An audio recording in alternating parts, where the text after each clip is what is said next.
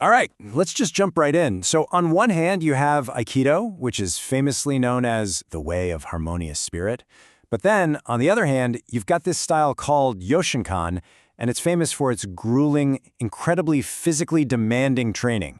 So how can one art be both of those things at the same time?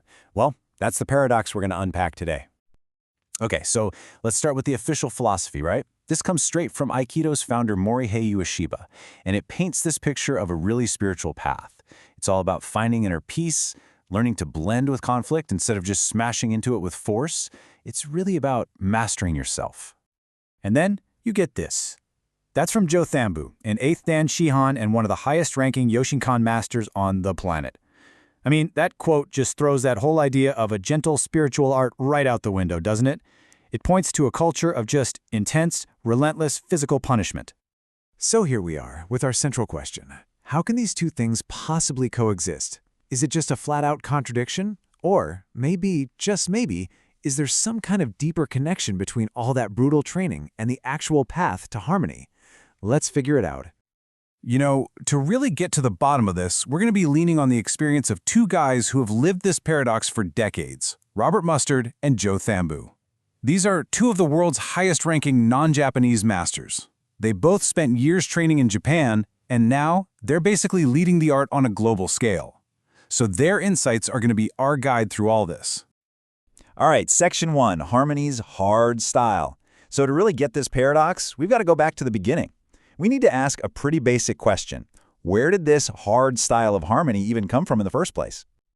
So the name itself, Yoshinkan, actually means Hall of Spirit Cultivation.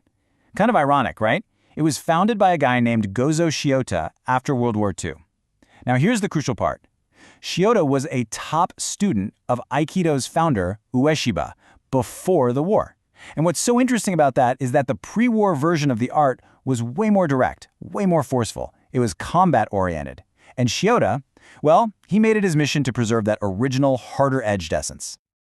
Okay, Section 2, the Yoshinkan system, building the engine.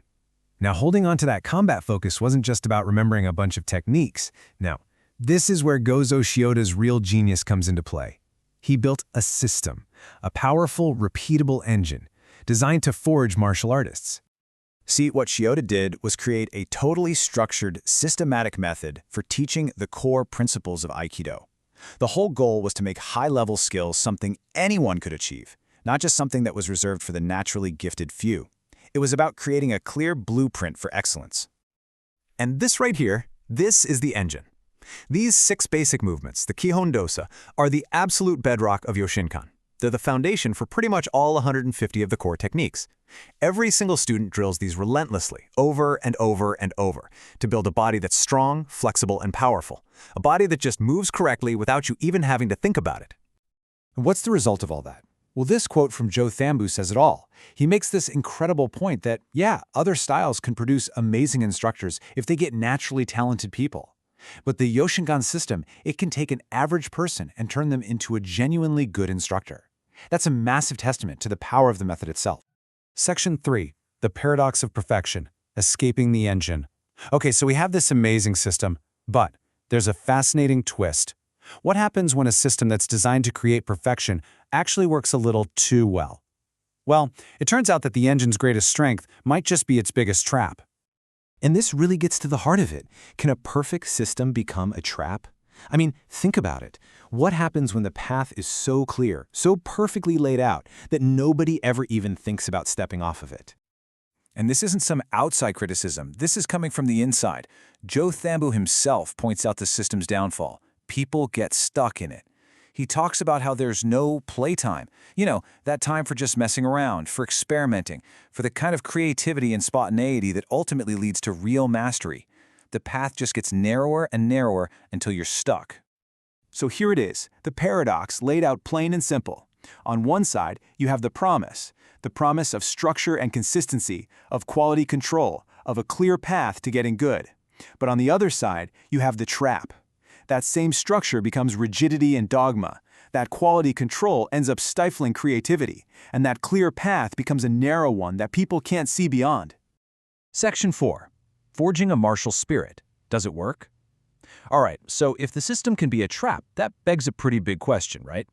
Despite all the potential rigidity, does all this hard training actually forge an effective martial spirit? To put it bluntly, in the real world, does this stuff actually work? And Robert Mustard, he confronts this head on. I mean, he doesn't pull any punches here. He's brutally honest and says, yeah, most Aikido has a bad reputation, and frankly, it's well-deserved. And why is that? Because most people who practice it can't actually punch. They've lost that martial edge, that real-world effectiveness. So what's the Yoshinkan solution to that problem? Well, both masters insist on a specific set of ingredients for making it viable. You need strong strikes, what they call a temi. You have to have strong blocks. You need the correct martial attitude. You have to be willing to use pain compliance to control someone. And above all, your training has to be realistic and demanding. And this quote from Joe Thambu really gets to the heart of why it all matters. For him, the hard training isn't really about the technique itself. It's about what happens after you get thrown down. Do you just kind of laugh it off? Or do you bounce right back up, look your partner in the face and say, I'm ready to go again? That's what he's looking for. The whole point is to forge that strong, unbreakable spirit. All right, final section, keeping the flame alive, the future of Yoshinkan. So, that unbreakable spirit, that's the flame that Gozo Shiota lit all those years ago. But keeping that flame alive isn't just a mission for Japan anymore. It's become a global endeavor. So, what does the future of Yoshinkan even look like now? Well, this timeline shows a really dramatic shift. You see, it all started in Tokyo back in 1955. But then, in the 80s, you get this new generation of non-Japanese students, guys like Mustard and Thambu, who go and train like crazy in Japan. Fast forward to the 2000s, and those same foreign students are now senior instructors, setting up their own global organizations.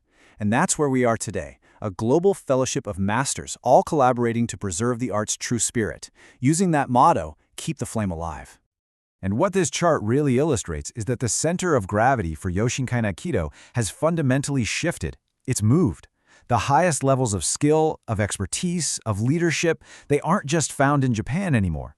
They're now spread all across the world, throughout this global community of incredibly dedicated practitioners.